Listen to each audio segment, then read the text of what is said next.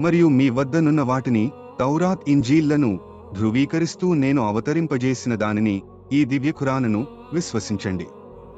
మరియు దీనిని తిరస్కరించే వారిలో మీరు మొట్టమొదటివారు కాకండి.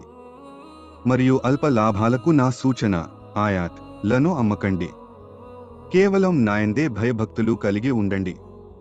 మరియు సత్యాన్ని అసత్యంతో కలిపి తారుమారు చేయకండి, మరియు మీకు తెలిసి ఉండి కూడా సత్యాన్ని దాచకండి.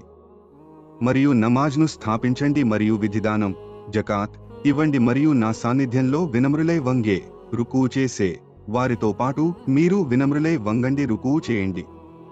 ఏమి మీరు ఇతరులనైతే నీతిపరులవమని ఆజ్ఞాపిస్తున్నారు, కానీ స్వయంగా మీరే దానిని అవలంబించడం మరచిపోతున్నారెందుకు? మరియు మీరైతే గ్రంథాన్ని చదువుతున్నారు కదా, అయితే మీరెందుకు మీ బుద్ధిని ఉపయోగించరు?